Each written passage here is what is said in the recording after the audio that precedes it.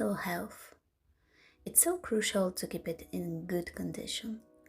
Just like we take care of our bodies by eating healthy foods, working out, and so on, it's equally important to take care of our hard drives because it influences how we feel in general.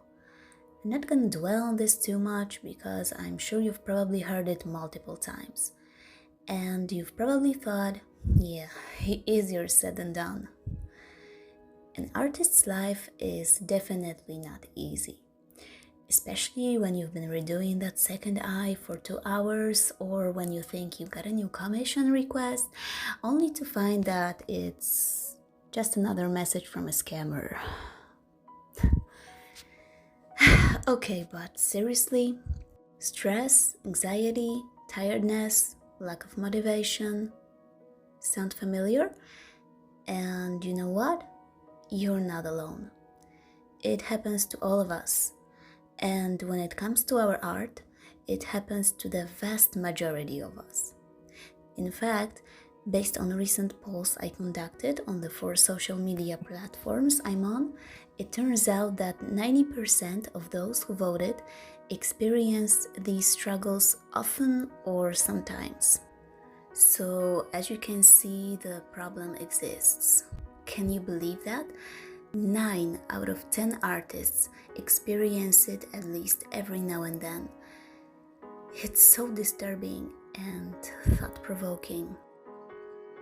These post results made me want to take a deeper dive in this topic and create this video about what we can do to feel better every day as artists, as well as the steps we can take to care for our mental health on a daily basis. And with that being said, I'm gonna share with you 5 tips which I personally find helpful in coping with my work whenever I feel down in the dumps, because yes, I'm no exception. I hope they will work for you as well. Before we actually get started, I want to include a quick disclaimer. I'm not a psychologist in any sense, and if you're an artist struggling with depression or other similar illnesses, these tips may not be enough for you. I would wholeheartedly advise you to seek help from a professional therapist. I am more than sure they will take care of you and support you far better than I could. These 5 tips are more about maintaining good mental health and preventing it from worsening rather than curing any serious issues, so please keep that in mind.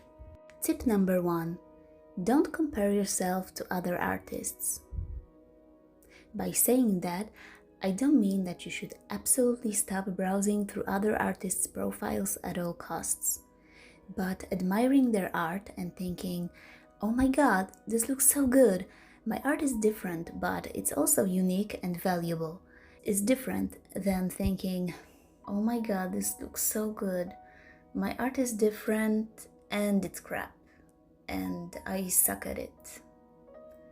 You see what I'm getting at? The fact is, no artist will draw exactly like another artist.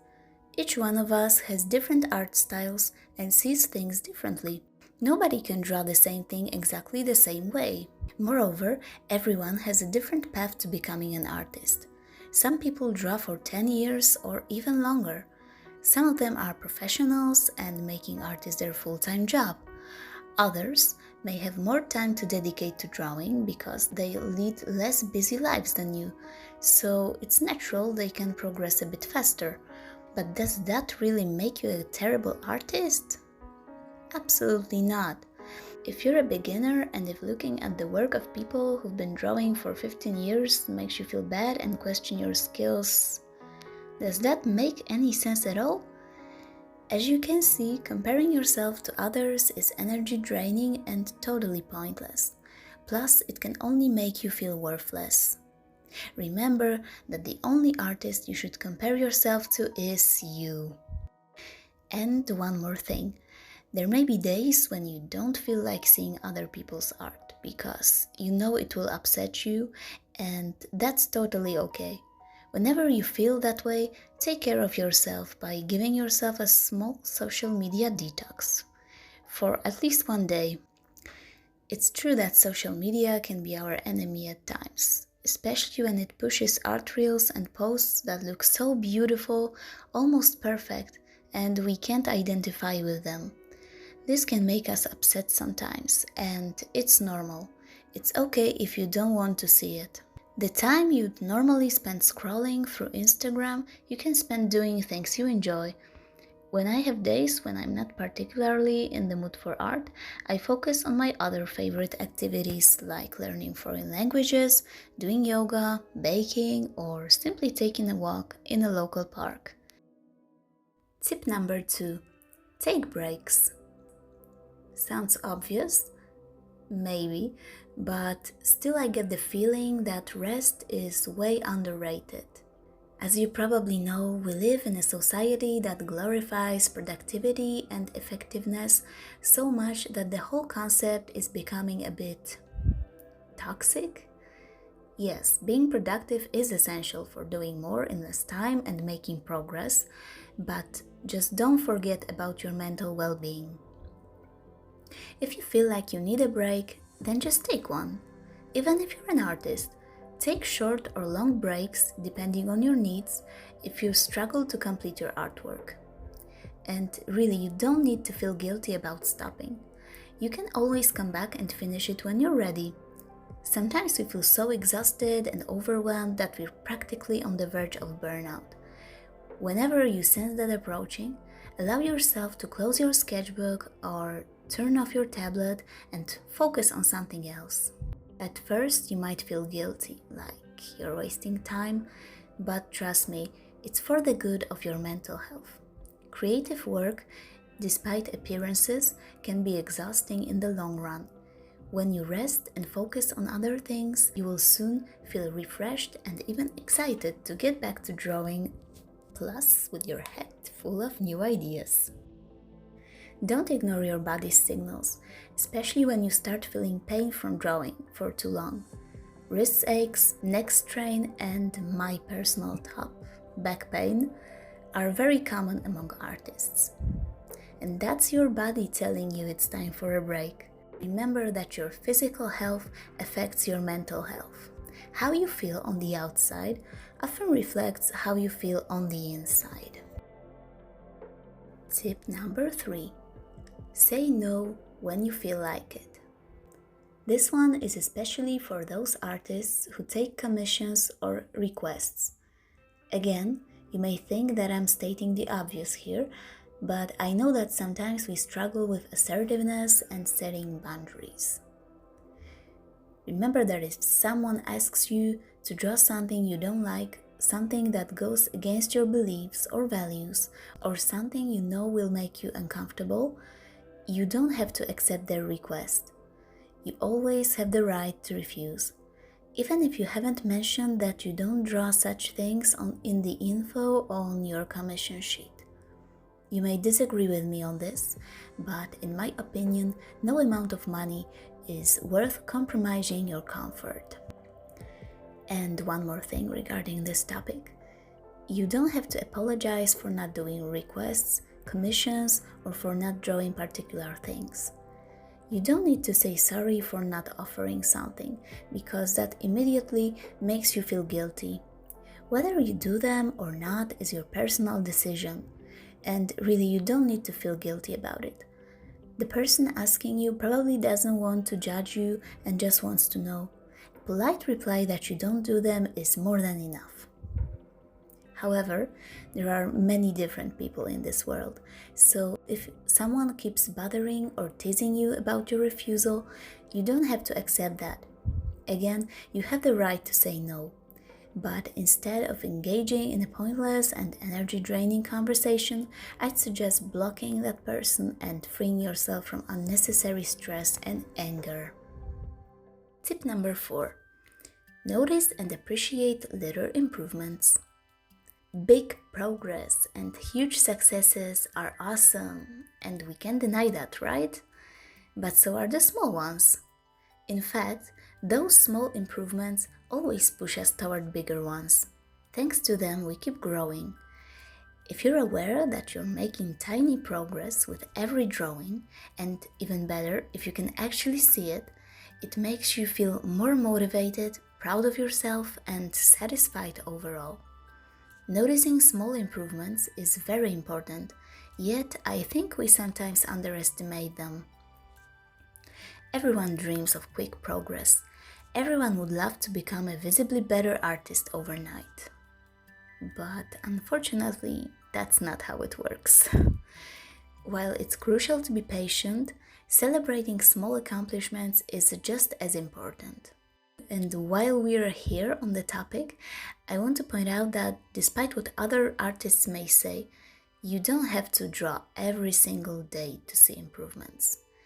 The shame posts claiming that you need to draw daily, accusing you of not drawing. Maybe their intentions are good, but for me, these posts are purely toxic. In my opinion, consistency is more important than frequency. As long as you draw regularly without taking many long breaks, you will see the progress regardless. By the way, I know this isn't the topic of this video, but it's also important to mention that you don't even have to sit down and draw to improve. And I can make a video about small things you can do apart from drawing to improve your skills. If you'd like to see it, let me know. Tip number 5. Try not to rush. Haste makes waste. I couldn't find a better saying to summarize what I'm about to tell you.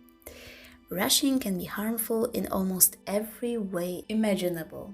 First and foremost, it brings stress and anxiety. Secondly, it takes away the enjoyment because instead of mindfully experiencing the process of drawing, you become more focused on simply finishing your artwork, making the whole thing feel more like a race. Every time you catch yourself drawing too fast or wanting to complete a piece as soon as possible at any cost, just stop and remind yourself that this mindset isn't healthy for you, nor is it beneficial to your artwork. Because, slowing down can help you be more precise. You'll be able to avoid sloppy lines, distorted shapes, and gaps in coloring. And take a look at this. The eye on the left, which I sketched as if I were under a tight 10-second deadline, looks very sloppy. But the one on the right, which I took my time sketching, looks more precise and far more appealing, right? As you can see, rushing can significantly lower the quality of your art. So, as you can see, a lot depends on what we actually think and how we perceive things. Of course, I don't want to trivialize or oversimplify this topic. I'm aware that it's more complicated than it seems. But the truth is, our thoughts impact our feelings. You can always choose whether you want to think positively or negatively. Sure, changing your mindset, like almost everything, takes time and can't be achieved within days, weeks, or sometimes even months. But remember that the most important thing is to be patient with yourself. Mistakes, trust me, you can't avoid them, but you can forgive yourself for them and just move on.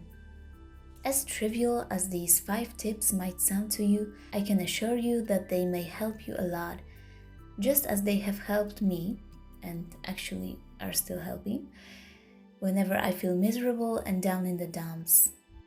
Changing thinking habits and attitudes is quite difficult, but it becomes easier the moment you realize that you do it for yourself and your well-being.